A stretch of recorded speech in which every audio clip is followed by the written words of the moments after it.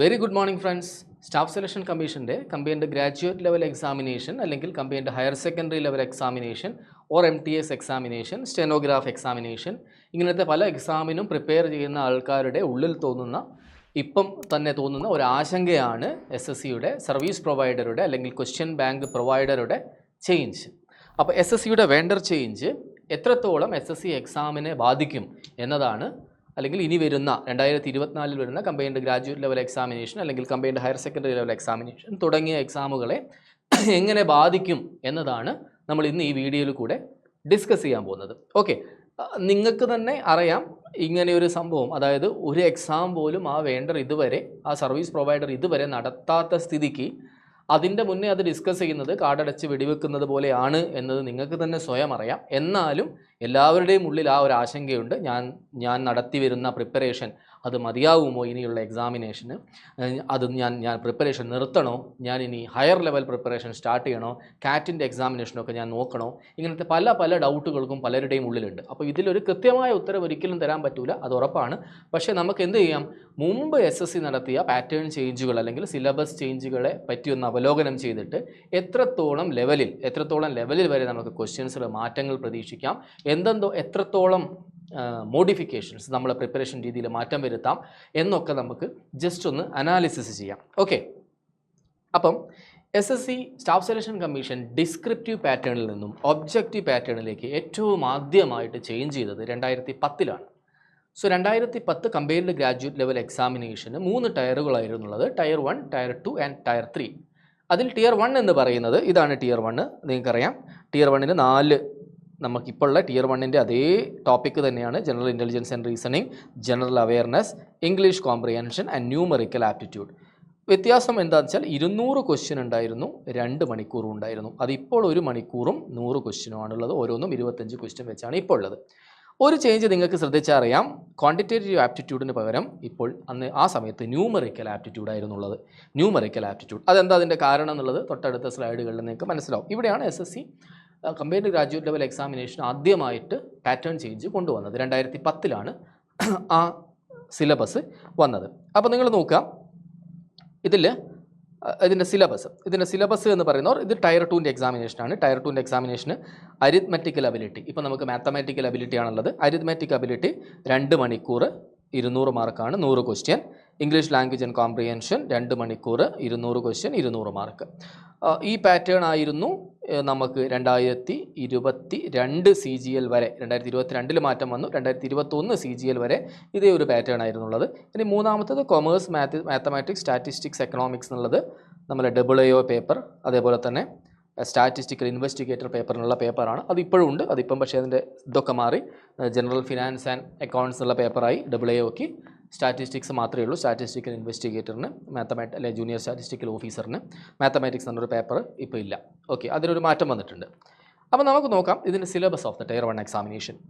ഈ 2010-ലുള്ളതാണ്. 2010 ആദ്യമായിട്ട് ആണ് ഈ ഒരു സ്കീം കൊണ്ടുവന്നത്, ഒബ്ജക്റ്റീവ് ടൈപ്പിലേക്ക് കൊണ്ടുവന്നത്. ഡിസ്ക്രിപ്റ്റീവ് മാറ്റി ഒബ്ജക്റ്റീവിലേക്ക് കൊണ്ടുവന്നത് 2010-ലാണ്. സോ 2010 ടയർ 1 എക്സാമിനേഷൻ്റെ സിലബസ് ആണ് ഇത് പറയുന്നത്. So general intelligence and reasoning, general awareness, ഇതിലൊന്നും ഞാൻ പ്രത്യേകിച്ച് ഒന്നും പറയുന്നില്ല. നെക്സ്റ്റ് ന്യൂമറിക്കൽ ആപ്റ്റിറ്റ്യൂഡിൻ്റെ സിലബസ് നിങ്ങൾ നോക്കുക. ന്യൂമറിക്കൽ ആപ്റ്റിറ്റ്യൂഡിൻ്റെ സിലബസിൽ എസ്പെഷ്യലി എടുത്തു പറഞ്ഞിരുന്നു the standard of the questions will be of 10+2 level. 10+2 level, +2 level സ്റ്റാൻഡേർഡാണ് the standard of the questions എന്നുള്ളത് എടുത്തു പറഞ്ഞിരുന്നു. ആൻഡ് അതിൻ്റെ പേര് ന്യൂമറിക്കൽ ആപ്റ്റിറ്റ്യൂഡ് ആവാൻ കാരണം എന്താ വെച്ചാൽ നമ്മൾ അഡ്വാൻസ്ഡ് മാത്സ്, നമ്പേഴ്സിൻ്റെ സംഭവം മാത്രമേ ഉള്ളൂ. അഡ്വാൻസ്ഡ് മാത്സ് ആയ ട്രിഗണോമെട്രി, ജോമെട്രി, ഓൾജിബ്ര ഈ സംഭവങ്ങളൊന്നും എന്തില്ല 2010 സിലബസിൽ ഇല്ലായിരുന്നു. അപ്പോൾ അത് നിങ്ങൾ ശ്രദ്ധിക്കുക, 10+2 ലെവലാണ് ആ സമയത്ത് സ്റ്റാൻഡേർഡ് പറഞ്ഞത്. ഓക്കെ, ഇനി നോക്കൂ, ഇംഗ്ലീഷ് കോംപ്രിഹെൻഷനാണ് അടുത്തതുള്ളത്. അതിൽ നോക്കൂ ABND എന്ന് പറഞ്ഞു കഴിഞ്ഞാൽ reasoning, GK and English comprehension. That will be essential qualification, graduation ലെവലായിരിക്കും എന്നുള്ളത്. അപ്പോൾ ഇംഗ്ലീഷിന് അങ്ങനെ പ്രത്യേകിച്ച് ഗ്രാജുവേഷൻ ലെവൽ അല്ലെങ്കിൽ റീസണിങ്ങിന് അങ്ങനെ ഗ്രാജുവേഷൻ ലെവലിനൊന്നുമില്ല. നമ്മൾ ആ സിലബസിനനുസരിച്ച് പ്രിപ്പയർ ചെയ്യുക. അതിപ്പോൾ SLC ലെവലായും +2 ലെവലായാലും ഗ്രാജുവേഷൻ ലെവലായാലും അതിൽ എക്സ്ട്രാ ഒന്നും നമ്മൾ ഗ്രാജുവേഷനിൽ പഠിക്കുന്നില്ല. അപ്പം ആ ഒരു സിലബസ് എന്ന് പറഞ്ഞു കഴിഞ്ഞാൽ ഇപ്പോഴും അതേ സ്റ്റാൻഡേർഡ് തന്നെയാണ് പറയുന്നത്. റീസണിങ്ങിനും ഇംഗ്ലീഷിനും അതേപോലെ തന്നെ GKയ്ക്കും നിങ്ങളെ ഗ്രാജുവേഷൻ ബേസ്ഡുള്ള ഇതായിരിക്കും. GKയ്ക്കൊന്നും പ്രത്യേകിച്ച് ഗ്രാജുവേഷൻ ഇല്ലാത്തതുകൊണ്ട് നമുക്കത് എന്ത് ബേസ്ഡ് എന്ന് പറയാം, 10th ബേസ് അല്ലെങ്കിൽ +2 ബേസ്ഡ് ആയിട്ടുള്ള റീസണിങ് ആണ്, സിലബസ് ബേസ്ഡ് ആയിട്ടുള്ള റീസണിങ് ആണ്, സിലബസ് ബേസ്ഡ് ആയിട്ടുള്ള GK ആണ്, ആൻഡ് സിലബസ് ബേസ്ഡ് ആയിട്ടുള്ള ഇംഗ്ലീഷ് ആണ്. ഇംഗ്ലീഷിനൊന്നും നമുക്ക് അങ്ങനെ എന്താണ് പ്രത്യേകിച്ച് ഗ്രാമറിനൊന്നും ഇന്ന സ്റ്റാൻഡേർഡ് അല്ല ഇന്ന സിലബസ് സ്റ്റാൻഡേർഡ് എന്നുള്ളത് പറയാൻ പറ്റില്ല. കാരണം 10th വരെ ആകുമ്പോഴത്തേക്ക് നമ്മൾ ഒരുവിധമല്ല ഗ്രാമർ സ്റ്റാൻഡേർഡും പഠിച്ചിരിക്കും. ഓക്കെ, ഇനി നമ്മൾ ചേഞ്ച് ചെയ്യാണ്. 2011 CGL 2011 CGL എക്സാമിന് വീണ്ടും സിലബസ് ചേഞ്ച് ചെയ്തു. 2011 സിലബസിൽ നിങ്ങൾ നോക്കുക, ന്യൂമറിക്കൽ ആപ്റ്റിറ്റ്യൂഡിൽ എന്ത് വന്നു എന്ന് വെച്ച് കഴിഞ്ഞാൽ quadrilateral, polygon, standard identities, triangle, square base, right circular, cylinder, circle and its കോഡ്, അതായത് ഓൾജിബ്ര, അതായത് അഡ്വാൻസ്ഡ് മാത്സ് ഇൻട്രൊഡ്യൂസ് ചെയ്തു. ആൾജിബ്ര, ട്രിഗണോമെട്രി, അതേപോലെ തന്നെ number system and plus geometry, ഈ സംഭവങ്ങളെല്ലാം 2011 ഇൻട്രൊഡ്യൂസ് ചെയ്തത്. അഗെയിൻ അവിടെ നിങ്ങൾ ശ്രദ്ധിക്കണം, the questions in all components A, B and D will be of level essential qualification prescribed for the post, that is graduation, and component C എന്ന് പറഞ്ഞു കഴിഞ്ഞാൽ numerical aptitude, that will be of 10+2 level. അത് +2 level തന്നെ, അതായത് trigonometry ആണെങ്കിലും geometry ആണെങ്കിലും numerical aptitude ആണെങ്കിലും നിങ്ങൾക്ക് എന്ത് ലെവലായിരിക്കും? 10+2 ലെവലായിരിക്കും. വിച്ച് മീൻസ് +2വിന് നിങ്ങൾ മാത്സ് പഠിച്ചു കഴിഞ്ഞാൽ നിങ്ങൾക്ക് എന്ത് കിട്ടണം? ആ അഡ്വാൻറ്റേജ് കിട്ടണം അല്ലേ? +2ന് നിങ്ങൾ ട്രിഗണോമെട്രി ഒക്കെ പഠിക്കുന്നുണ്ട്, എക്സ്ട്രാ ജോമെട്രി പഠിക്കുന്നില്ല എന്ന് മാത്രമേ ഉള്ളൂ. ബാക്കി കുറേ സാധനങ്ങൾ നിങ്ങൾ എന്ത് പഠിക്കുന്നുണ്ട്? +2ന് മാത്തമാറ്റിക്സിൽ പഠിക്കുന്നുണ്ട്, 10th അല്ല. ഓക്കെ, അപ്പോൾ +2 ലെവൽ ആയിട്ടുള്ള ക്വാണ്ടിറ്റേറ്റീവ് ആപ്റ്റിറ്റ്യൂഡാണ് ഏതിൻ്റെ സിലബസ്? 2011 CGL syllabus. ഓക്കെ, ഇനി CGL 2012 നോക്കാം. 2012 ഇതേപോലെ തന്നെയാണ് നോക്കണേ. And questions in part C will be of 10+2 level. ഒരു മാറ്റമില്ല, 2011 അതേ സിലബസ് തന്നെയാണ് ഏതിലുള്ളത്? 2012 ഓക്കെ, 2013 കിടക്കാം. 2013 നിങ്ങൾ ശ്രദ്ധിക്കാം. നമുക്ക് ഇവിടുത്തെ 2012 സിലബസിൻ്റെ പേര് ന്യൂമറിക്കൽ ആപ്റ്റിറ്റ്യൂഡ് മാറ്റിയിട്ട് എന്താക്കി? ക്വാണ്ടിറ്റേറ്റീവ് ആപ്റ്റിറ്റ്യൂഡ് എന്നാക്കി. 2012 മാറ്റി. 2011 വരെ അത് ന്യൂമറിക്കൽ ആപ്റ്റിറ്റ്യൂഡ് ആയിരുന്നു. 2012 ക്വാണ്ടിറ്റേറ്റീവ് ആപ്റ്റിറ്റ്യൂഡ് എന്നാക്കി പേര്. 2013 ക്വാണ്ടിറ്റേറ്റീവ് ആപ്റ്റിറ്റ്യൂഡ് തന്നെയാണ്. പക്ഷേ അവിടെ വന്ന മാറ്റം വളരെ ഇമ്പോർട്ടൻ്റ് ആയിട്ടുള്ള മാറ്റമാണ്, നിങ്ങൾ ഏവരും ശ്രദ്ധിക്കേണ്ട മാറ്റമാണ്. The questions in post A, B and D will be of level common with the essential qualification, that is graduation, and questions in part C of 10th standard level. ഇതാണ് വളരെ ഇമ്പോർട്ടൻ്റ് ആയിട്ടുള്ള മാറ്റം. 2013 CGL 10th ലെവൽ ആക്കി എന്ത്? Quantitative aptitude. അപ്പോൾ ആ സമയത്ത് ഞാൻ ഓർക്കുന്നുണ്ട്, ഞാൻ 2011 CGL ക്ലിയർ ചെയ്തത്. 2013 CGL ആ സമയത്ത് ക്ലാസ്സൊക്കെ എടുത്തുകൊണ്ടിരിക്കുന്ന സമയത്ത് ഒരുപാട് കംപ്ലയിൻസ്, അതായത് ന്യൂമറിക്കൽ ആപ്റ്റിറ്റ്യൂഡിൽ ക്വാണ്ടിറ്റേറ്റീവ് ആപ്റ്റിറ്റ്യൂഡ് +2 ലെവൽ ആയതുകൊണ്ട് ഒരുപാട് കംപ്ലയിൻസ് വന്നിരുന്നു സ്റ്റാഫ് സെലക്ഷൻ കമ്മീഷന്. രഘുപതി സാറായിരുന്നു അന്ന് SSCയുടെ ചെയർമാൻ. അപ്പോൾ ആ സമയത്ത് ഒരുപാട് കംപ്ലയിൻസ് സ്റ്റാഫ് സെലക്ഷൻ കമ്മീഷന് വന്നു. സയൻസ് ബാക്ക്ഗ്രൗണ്ടിലുള്ള ആൾക്കാർക്ക് മാത്രമേ ഇത് ക്ലിയർ ആക്കാൻ പറ്റുന്നുള്ളൂ, കൂടുതൽ ക്ലിയർ ആവുന്നുള്ളൂ. ഹ്യൂമാനിറ്റീസ് അല്ലെങ്കിൽ കൊമേഴ്സ് ബാക്ക്ഗ്രൗണ്ടിലുള്ള ഒരാളെ സംബന്ധിച്ച്, നോൺ മാത്തമാറ്റിക്കൽ ബാക്ക്ഗ്രൗണ്ടിലുള്ള ഒരാളെ സംബന്ധിച്ചിടത്തോളം ക്ലിയർ ആക്കാൻ നല്ല ബുദ്ധിമുട്ടാണ് കമ്പയർഡ് ടു സയൻസ് ബാക്ക്ഗ്രൗണ്ട് എന്ന കംപ്ലയിൻസ് നന്നായിട്ട് വന്നു. ആ സമയത്തുള്ള ന്യൂസുകളൊക്കെ ഓർക്കുന്നു. അപ്പം അതുകൊണ്ട് 2013 CGL മുതൽ 10th സ്റ്റാൻഡേർഡാണ് എന്തായി മാറിയത്? സിലബസ് മാറിയത്. ഓക്കെ, അപ്പോൾ നിങ്ങൾ നോക്കുക, 2010 ആദ്യമായിട്ട് ചേഞ്ച് വന്നത്. 10ലും 11ലും 12ലും 12th സ്റ്റാൻഡേർഡ് ആയിരുന്നു ന്യൂമറിക്കൽ ആപ്റ്റിറ്റ്യൂഡ്. ആൻഡ് CGL 13 അതെന്തായി മാറി? 10th സ്റ്റാൻഡേർഡായി മാറി. നൗ വീണ്ടും ഒരു സിലബസ് ചേഞ്ച് വന്നത് ഇവിടെ വീണ്ടും ശ്രദ്ധിക്കുന്നത് ടയർ 2ൻ്റെതാണ്. പേപ്പർ 1, ടയർ 2 പേപ്പർ 1 എന്ന് പറഞ്ഞു കഴിഞ്ഞാൽ QA ആണ്. QA will be of 10th standard level. Tier 2ലെ പേപ്പർ 2 എന്ന് പറഞ്ഞാൽ ഇംഗ്ലീഷാണ്, അത് +2 ലെവലായിരിക്കും. പേപ്പർ 3 എന്ന് പറയുന്നത് നമ്മൾ അക്കൗണ്ട്സ്, കൊമേഴ്സും ഒക്കെ ഉള്ള സാധനമാണ്, അത് ഗ്രാജുവേഷൻ ലെവലുമായിരിക്കും. അപ്പോൾ അത് കൃത്യമായിട്ട് പറഞ്ഞിരുന്നു ആ നോട്ട്സിൽ എന്താണെന്നുള്ളത്. പേപ്പർ 1 അതായത് ടയർ 2ൻ്റെ ക്വാണ്ടിറ്റേറ്റീവ് ആപ്റ്റിറ്റ്യൂഡ് 10th സ്റ്റാൻഡേർഡാണ്. English language will be +2 level and paper 3 will be of graduation level. ഇത് CGL 2013 സിലബസ് ആണ്. അപ്പോൾ CGL 2013 സിലബസ് മുതൽ സ്റ്റാൻഡേർഡ് 10th സ്റ്റാൻഡേർഡാണ് ന്യൂമറിക്കൽ ആപ്റ്റിറ്റ്യൂഡ് അല്ലെങ്കിൽ ക്വാണ്ടിറ്റേറ്റീവ് ആപ്റ്റിറ്റ്യൂഡിൻ്റെ സ്റ്റാൻഡേർഡ്.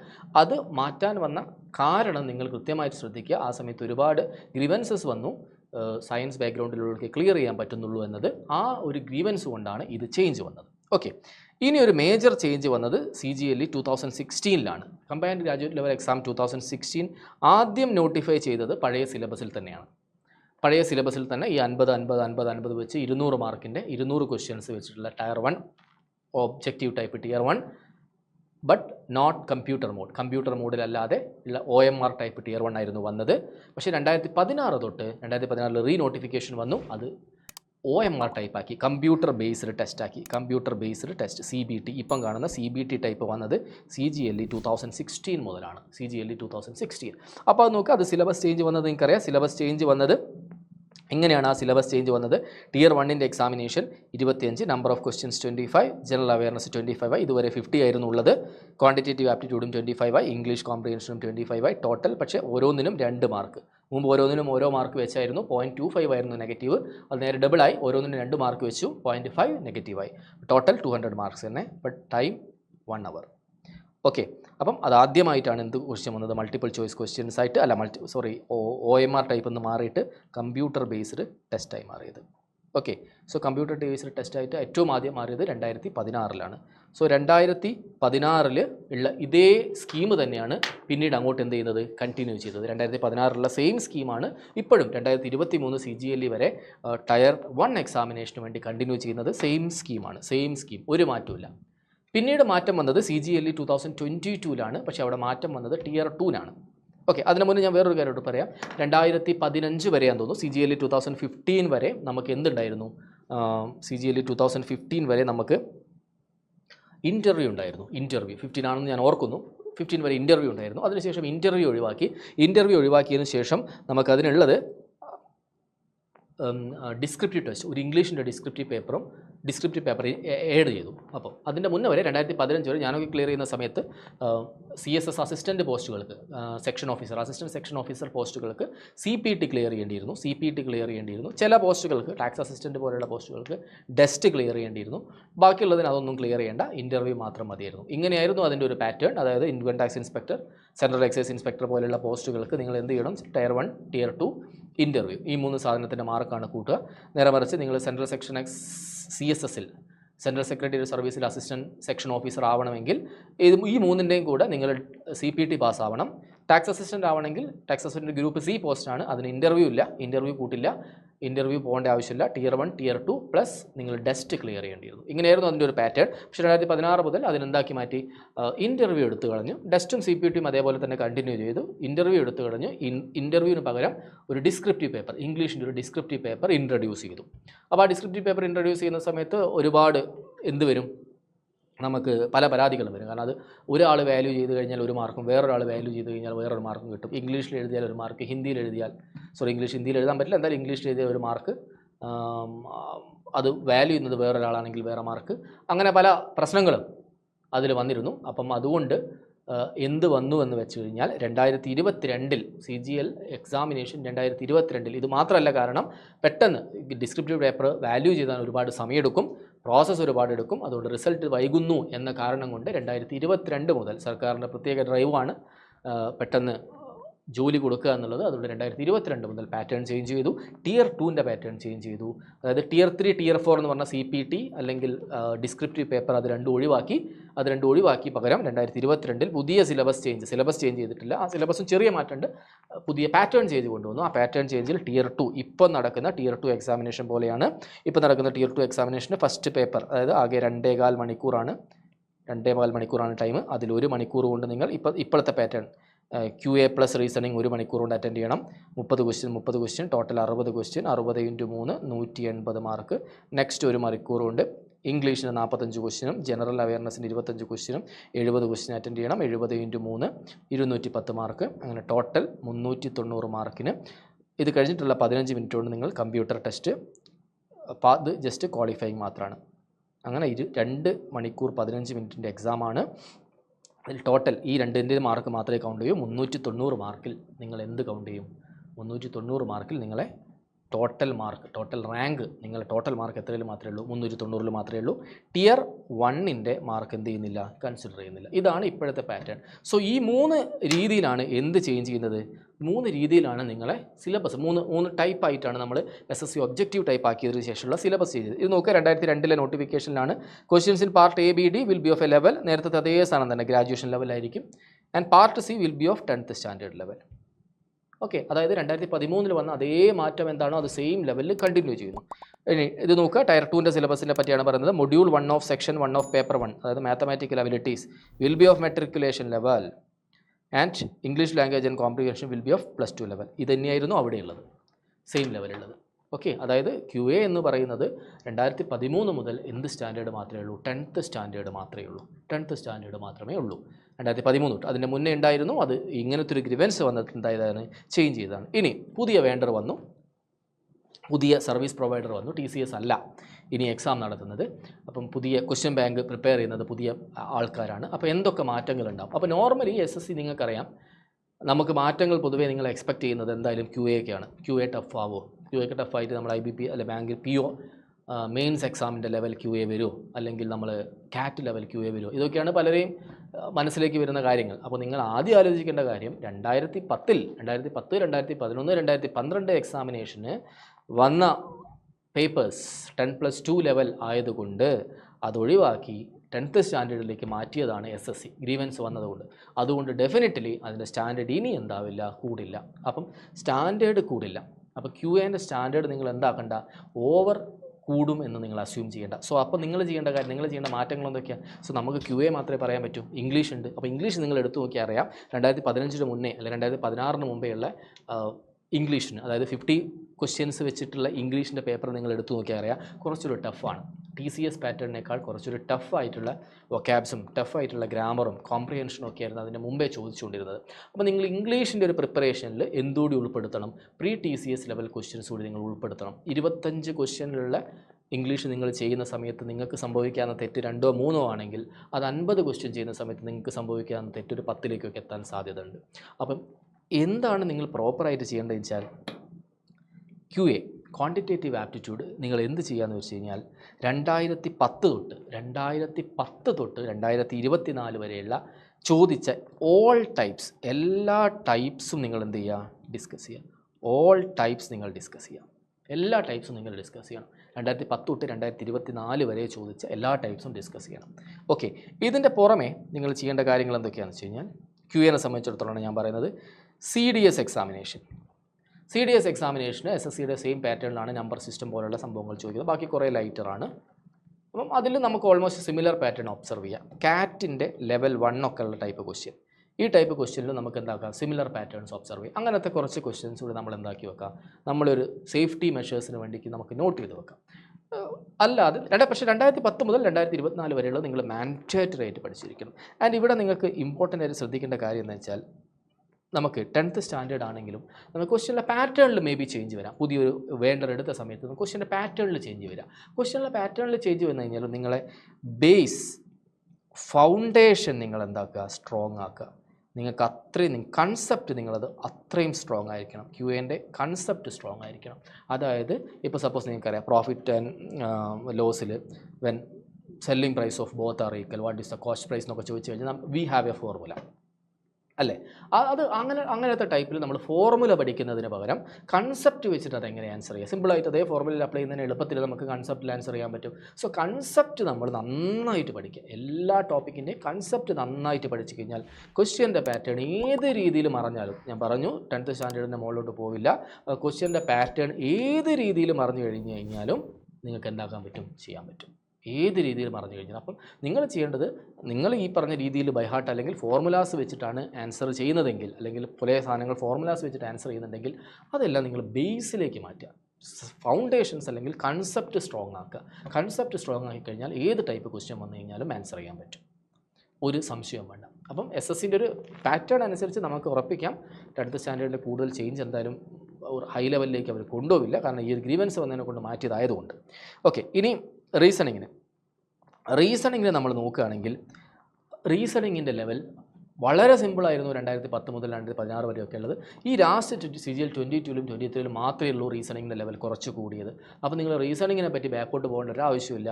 ക്രിട്ടിക്കൽ റീസണിങ് ആയിട്ടുള്ള statement assumption, statement conclusion, cos effect argument പോലുള്ള ടൈപ്പുകൾ നിങ്ങൾ എന്താക്കുക, കുറച്ചുകൂടി ഒന്ന് നോക്കുക.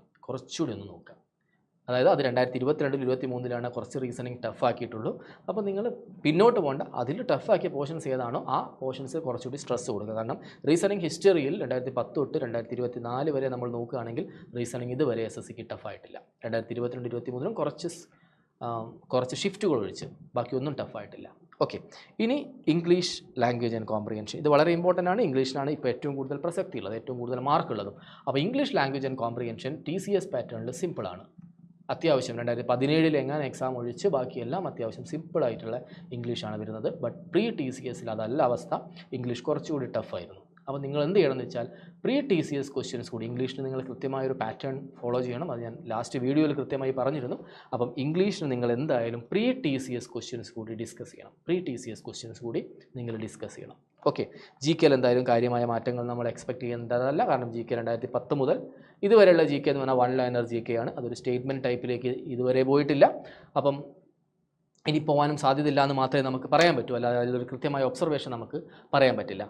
അപ്പം കൃത്യമായ ഒബ്സർവേഷൻസ് നിങ്ങൾക്ക് എപ്പം പറയാമെന്ന് വെച്ച് കഴിഞ്ഞാൽ നമുക്ക് ഫസ്റ്റ് എക്സാം CHSL അല്ലെങ്കിൽ CPO ആയിട്ടുള്ള ഒരു ക്വസ്റ്റ്യൻ പേപ്പർ നമുക്ക് വന്നു കഴിഞ്ഞാൽ പാറ്റേൺ കൃത്യമായിട്ട് നമുക്ക് കിട്ടും. അതായത് എന്തായാലും സ്റ്റാൻഡേർഡ് തന്നെയായിരിക്കും, പക്ഷേ പാറ്റേൺ കൃത്യമായിട്ട് കിട്ടും. സ്റ്റാൻഡേർഡ് വേണമെങ്കിൽ നമുക്ക് ഇംഗ്ലീഷിൻ്റെ ഓൾറെഡി 10+2 ലെവലാണ് സ്റ്റാൻഡേർഡ് പറഞ്ഞത്. അത് നമുക്ക് വേണമെങ്കിൽ പ്രീ TCS ലെവലിലേക്ക് കുറച്ചുകൂടി കൊണ്ടുപോകാൻ പറ്റും. അത് മാത്രമേ നമുക്ക് അതിലൊരു മാറ്റം ഒബ്സർവ് ചെയ്യാൻ പറ്റുന്നുള്ളൂ. അപ്പോൾ നിങ്ങൾ ചെയ്യേണ്ട കാര്യങ്ങൾ ആ പുതിയൊരു പാറ്റേൺ വരുന്നവരെ നിങ്ങൾ ടെൻഷനൊന്നും ആവേണ്ട ആവശ്യമില്ല. 2010 മുതൽ 2024 വരെയുള്ള ക്വസ്റ്റ്യൻസ് നിങ്ങളെല്ലാം അത്യാവശ്യം നന്നായിട്ട് ചെയ്ത് കഴിഞ്ഞിട്ടുണ്ടെങ്കിൽ നിങ്ങൾ ഓക്കെയാണ്. നിങ്ങളുടെ ഭാഗം പെർഫെക്റ്റ്ലി ക്ലിയർ ആണ്. കൺസെപ്റ്റ് ഏതെങ്കിലും സ്ട്രോങ് ആവാത്തതില്ലെങ്കിൽ അതിൻ്റെ കൺസെപ്റ്റ് എന്താക്കുക, സ്ട്രോങ് ആക്കുക. ഏതെങ്കിലും ക്വസ്റ്റ്യൻ നിങ്ങൾ ഫോർമുല വെച്ചിട്ട് മാത്രമേ നിങ്ങൾക്ക് അറിയുമെങ്കിൽ അതിൻ്റെ കൺസെപ്റ്റ് കൂടി കൃത്യമായിട്ട് പഠിച്ചു വെക്കുക. ഇത്രയും കാര്യങ്ങൾ മാത്രമേ നിങ്ങൾ എന്താവേണ്ടുള്ളൂ, ചെയ്യേണ്ടതുള്ളൂ. കൂടുതൽ ഡൗട്ട്സ് എന്തെങ്കിലും ഉണ്ടെങ്കിൽ ചോദിക്കാം. ഇത്ര മാത്രമേ നമുക്ക് ഇപ്പം എക്സ്പെക്ട് ചെയ്ത് പറയാൻ പറ്റൂ. ഇതൊരു കോംപ്രിഹെൻസീവ് അനാലിസിസ് ഒന്നും അല്ല. നിങ്ങളെ മനസ്സിൽ പേടിയുണ്ടാവും, പക്ഷേ ആ പേടി എന്താവശ്യത്തിനാണെന്ന് പോലും നമുക്കറിയില്ല. കാരണം എക്സാം എളുപ്പമായാലോ, എക്സാം എളുപ്പമാവോ അല്ലെങ്കിൽ എക്സാം ടഫ് ആവുമോ എന്നൊന്നും നമുക്ക് പറയാൻ പറ്റില്ല. ഈ ടഫ് ആയാൽ എത്രത്തോളം ടഫ് ആവുമെന്ന് മാത്രമേ ഞാൻ പറഞ്ഞിട്ടുള്ളൂ. അതിൽ കൂടുതൽ എന്തായാലും ടഫ് ആവാനുള്ളൊരു സാധ്യതകളില്ല. അത് നമുക്ക് ഉറപ്പിക്കാം. അപ്പോൾ നിങ്ങൾ ഓവർ ബേജാറാവോ, ഓവർ ടെൻഷൻ അടിക്കേണ്ട ഒരു ആവശ്യമില്ല. കൃത്യമായിട്ട് കൺസെപ്റ്റ് സ്ട്രോങ് ആക്കി ഇപ്പോഴെങ്ങനെയാണോ പഠിച്ചു പോകുന്നത് അതേ രീതിയിൽ, അത് പ്രോപ്പർ സ്ട്രാറ്റജിക്കലി ആണെങ്കിൽ അതേ രീതിയിൽ നിങ്ങൾ മുന്നോട്ട് പോവുക. ഇനി ബാക്കിയെല്ലാം നമുക്ക് ഫസ്റ്റ് വരട്ടെ. ആ സമയത്ത് കഴിഞ്ഞാൽ നിങ്ങൾക്കൊരു 3 മാസത്തെ സമയമുണ്ട് പുതിയ പാറ്റേൺ പരിചയപ്പെടാൻ വേണ്ടിയിട്ട്. അത് മതി, അത് ധാരാളമാണ്. എന്തായാലും പാറ്റേൺ ചേഞ്ച് അഥവാ വരികയാണെങ്കിൽ ആ എക്സാം ക്ലിയർ ചെയ്യാനായിരിക്കും ഏറ്റവും എളുപ്പം. ഓക്കെ, അപ്പോൾ എല്ലാവരും ഒരു ടെൻഷനും ഇല്ലാതെ കൃത്യമായ രീതിയിൽ മുന്നോട്ട് പഠിച്ചു പോവുക. All the very best.